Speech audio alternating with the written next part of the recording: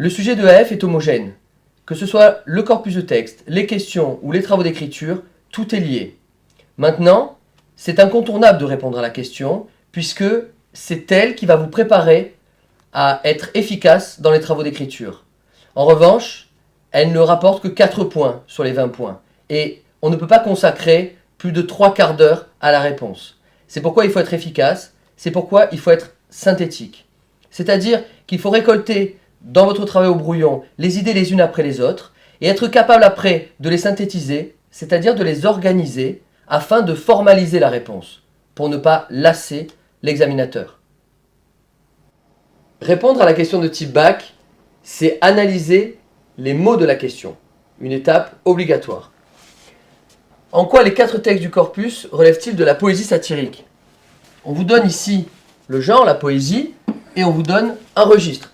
Le registre habituel, c'est plutôt le lyrisme ou alors l'épique. Ici, le satirique délimite votre analyse. La satire, qu'est-ce que c'est? Le blâme, un portrait dévalorisant, une dénonciation que l'on trouve à travers tous les siècles de littérature. Il va falloir faire attention à la cohérence des textes. C'est pour ça que, d'abord, il faut analyser les siècles et les auteurs. Pouvons-nous tirer des informations qui vont nous permettre d'analyser la question? On a Du Bellay, auteur du XVIe siècle, qui appartient à la Pléiade, qui défend la langue française, l'État français.